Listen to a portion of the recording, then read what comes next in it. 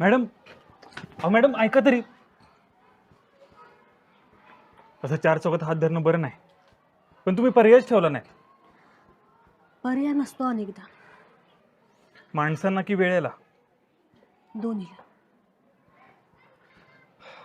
Madam काय झालंय? अहो मॅडम सांगा तरी. मला सांगायचं नसेल तर अहो, असं काय करताय मॅडम? इतक्या दिवसात एकदाही भेटावं, एकदाही कळवावं नाही वाटलं? आणि मंगळसूत्र नाही, टिकली नाही, घटस्फोट झालाय का? अहो मॅडम काय सांगाल की नाही? झालं असेल काही. मला माझं आयुष्य माझ्या पद्धतीने जगू देत प्लीज.